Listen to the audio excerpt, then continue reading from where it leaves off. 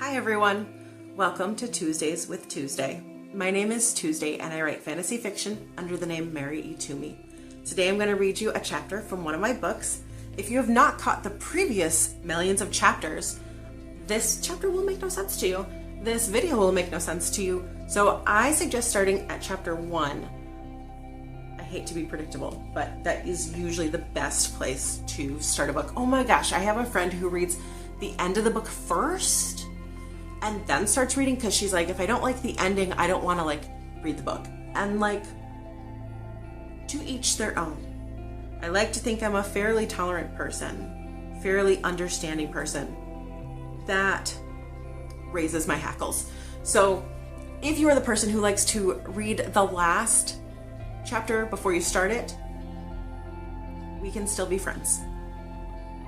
My journey of love is still ongoing, but we are two different people. That is my dog Cricket. This is Cricket. Cricket likes to sit right beside me, but really off the camera angle, and bark at the dogs who walk by. And wouldn't you know, this neighborhood is lousy with dogs, and likes to bark at the mailman, don't you? The mailman's nice though. Don't bark at the mailman. So today, Jiminy Cricket. Okay, today we are reading chapter 22. And as usual, if Santos speaks, since he is mute, I go like this with my fingers because he is using sign and I am not fluent in sign. I'm learning a couple words, but I feel like it is a journey I'm at the beginning of. So enjoy the occasional glimpse of my dog. Enjoy any cats that meander by. I have 4 cats. A black cat named Panda Bear, a gray cat named Wednesday, a white cat named Winter Wonderland Peanut Butter, and a black and orange calico kind of cat who is a polydactyl and has extra fingers and toes. Super duper cute. And the polydactyl cat is Sparkle Pants. I also have a bunny. So if you hear this rattling sound, it's my bunny hopping around in his hutch. My bunny's name is Giovanni Rabizzi, and he's gray and he's very cute. And then I have fish, and be so proud of me, they are still alive. I feel like I deserve some sort of adulting award for keeping fish alive for this long. And my reward is that I get to watch the fish. Alrighty. Cricket is going to be on my lap, but probably just out of view, so I apologize for the wonky camera angle, where you kind of get a little flavor of my dog, but not really. Chapter 22, Worse Than Death, Cruise. I wait until the car pulls away before I roll my shoulders. For crying out loud, that was dramatic. All right, that's good. I need you to trust me if this is ever going to work. She quirks her eyebrow at me. I don't trust you. I just know you won't stop until you get your way. At least this time you're sparing Santos having to watch, so go ahead. What information do you need this time? I balk at her moxie. She's such a kitten around Santos, but she's a pit bull with me. You were holding back with Rafi. That's not going to help Santos when a real attack comes. That is all the warning I give her. She's one-armed right now, so I'm not expecting her to truly be able to defend herself properly. However, excuses aren't tolerated during actual combat, so when I charge at her and she doesn't move in time, I knock her flat on her back. She lays there, blinking up at the underside of the manky bridge in stunned silence. Up! I bellow. You would be dead right now if this was a real attack. You've got strength. Use it. It's tedious to watch her struggle to stand. A bleat of agony escapes her lips when she moves her shoulder too far. She's got only the one hand with which to balance herself, but I have to remind myself that helping her now will only hurt her in the long run. Once she's on her feet, I charge again. This time, she's smart enough to sidestep me, her hand catching my shoulder and delivering a shove so hard my feet leave the ground. As I hit the dirt, I'm relieved. That's perfect, I tell her, righting myself with a grimace. That's what I want you to know. Or that's what I wanted to know. I need you to do that again, but harder. Can you hit harder? Adelita smirks at me, as if I've just given her a grand present. I can try. Good. I can't help the relief that curves my lips into half a smile. This is our language, then. I had to find one for Santos, and now this is ours. I piss you off, you beat the crap out of me. I like everything about that. Her words are cocky, but it's clear she's still scared to hurt me. I go back to my starting point and slap the back of my shoulder. Aim here next time. Knocking me sideways off my path won't get you as much mileage as shoving me forward so my face hits the ground. I've angered her enough since we met that she won't hold back this time. I hope. Geez, she's strong. When I charge at her this time, she sidesteps me and shoves me where I instructed, but she leaves her leg in the way to give me something to trip over. I'm airborne from her shove and well-timed trip. When my back hits the ground after doing an unintentional flip, I'm impressed and not bothered in the least that she's knocked the wind out of me. I expect her to let me get myself up without assistance, but I don't expect her to stand over me with her shoe atop my chest to pin me in place. You and I are going to talk about this. Hurting me back at that first motel to force information out of me was wrong. Until you admit that, we won't move past it. You forget that I don't care if we're past it or not. I wouldn't care either if Santos wasn't in the picture, but he is. He loves you. So somehow we need to find a way to get along. That means no more torturing me. If you need information you think I have, well, that's just too bad. Her mouth is firm, and she points down at my chest with authority. It's clear she's not used to asserting herself. Insecurity runs rampant in her eyes as she tries to be intimidating. And one day soon, we're going to talk about La Sayona.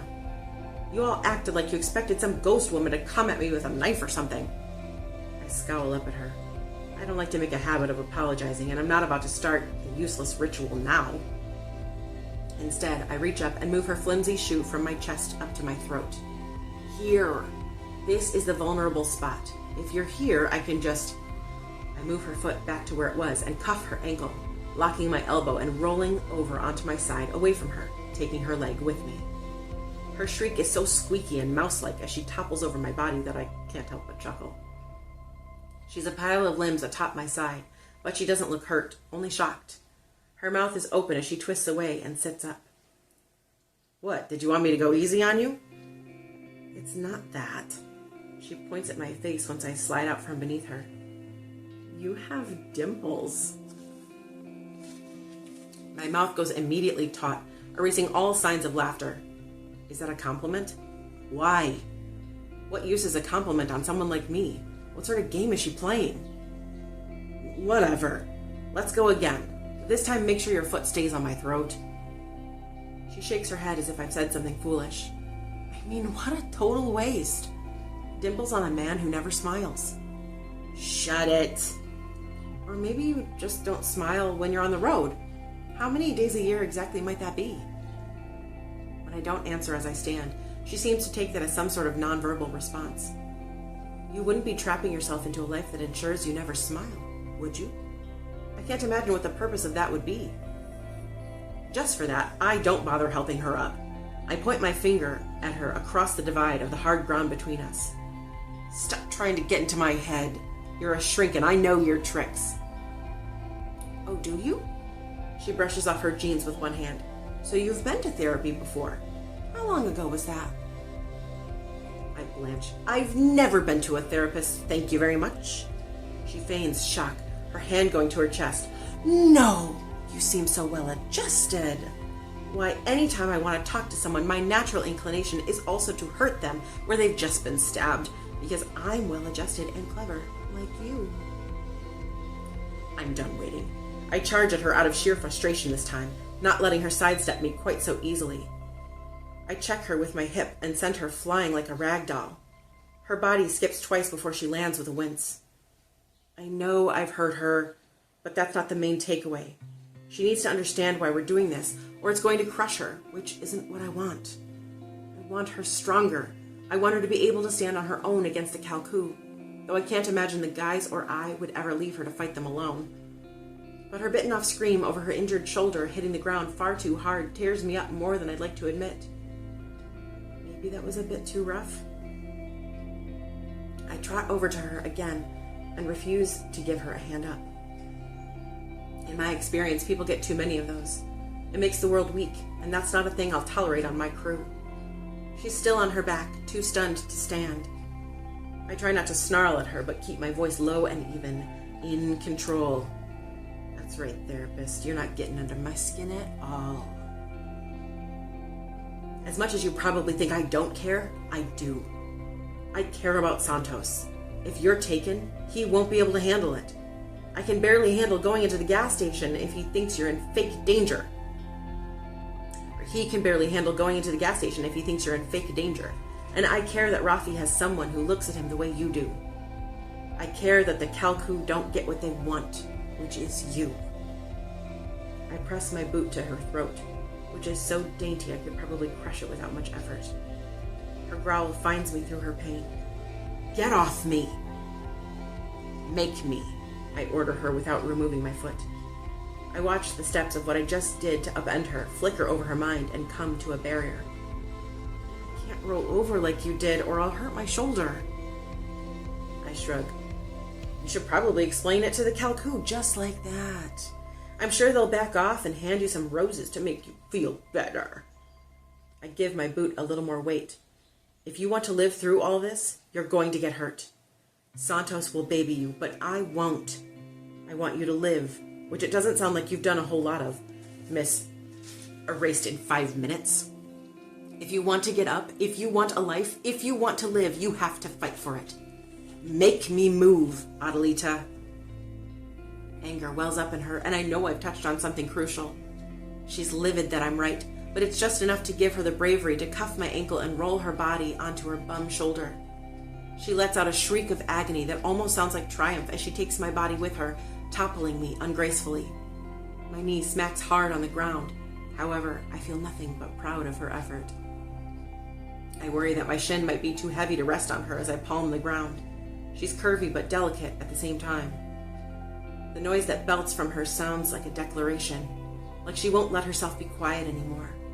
It's rough and raw and real, and I love it. My chest heaves as I grip the grass. That's good, real good. Keep hold of my ankle. You fought for my leg and you've got it. Don't let go. Twist it up until something breaks. Try to touch my ankle to the back of my thigh. If this were a real fight, she'd be moving much too slow. But that doesn't matter right now. We're practicing. She manages to bend my leg until my knee smarts. Like that. I don't want her snatched at. She makes Santos happy. She notices if I smile. That's great, Addie. I grimace that I've given her a nickname. Hopefully she doesn't notice.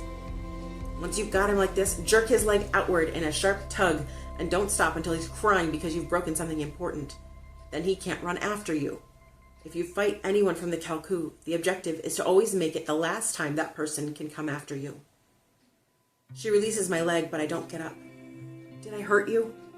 Nah. But her dainty hand finds its way to my calf muscle and starts rubbing. I did. You hit the ground too hard. I wasn't careful. I'm sorry, Cruz. That's the real move for incapacitation. It's not violence. It's tenderness that does me in. My whole body slumps on the grass. I know I should jerk away from the light massage, but dang, it's been ages since a woman has touched me like that. My mouth goes slack, and I wonder if I have the brain cells to care if I start drooling right now. Finally, the fog around us clears and the clouds go away. It's the first time sun has kissed my skin, and I can't remember the last time I was in direct sunlight. You did well, I offer her. It takes warriors a while to get over the pain thing. Most think pain is the worst thing that can happen to them, but they're always wrong. Death, she rasps, and I can tell her shoulder is still on fire. Death is the worst. A guttural groan escapes me as she drains the tension from my calf. Wrong again. Capture is worst. Once the Kalku get their hands on you, you'll wish for the mercy of a quick death. Keep that in mind when you worry about being in pain. When she nods, by some miracle, I manage to inch away from the tenderness and slap life back into my cheeks to regain my stoic demeanor. Softness does no one a lick of good on the road. It takes some effort, but I finally bring myself to stand. All right, let's do that again. that's the end of chapter 22. I have a confession for you. There's only 23 chapters in this book. So next Tuesday when I come back and read to you, and you come back and you're like, please read to me Tuesday, even though you make mistakes, I still forgive you. I just want to hear the book. It will be the last chapter of this book. If you have any preferences of which book you would like me to read to you next, please let me know. I would like it to, but please, the caveat being, it has to be one of my books. I don't have permission to read other people's books online, but I give myself permission. Second is that it needs to be book one of a series, because I want you to be able to get the rest of the series on your own and read it if you want to continue the series. If not, and you'd like to read a different book one and see if that is a better fit for you, because we all have different fits for different times in our lives of what would be the most like relevant or a good escape for us in that moment. If you would like to start a different series with me, I will be starting that after I finish this. So let me know, what is your preference? Go on my website, which is maryetomey.com. Twomey is Twomey, and you can search through my whole catalog of books and comment down below of what you would like me to read to you next. Usually Underland and Ugly Girl are the series that seem to be, I get the most feedback on. So if you want one of those, or if you want a different one, let me know. I'm happy to read to you. I'm nervous to read to you more truthfully, but I feel like I'm getting better at facing my fears. Look at me grow. Who knew that in my 40s I could face new fears? And you can't see this right now, but Cricket and Wednesday are literally snuggling on the couch, like right there. That's really cute. I don't think my fish snuggle. I've been looking for it to see like if they like swim snuggle at night. They really don't. I don't know if that's a fish thing, but I don't know. Do you have fish and do they snuggle? Did I just get fish that are kind of standoffish? I mean, they're nice. I like them, but no snuggling. I hope you have a great day, and I will see you next Tuesday for the last chapter of Savage Hearts.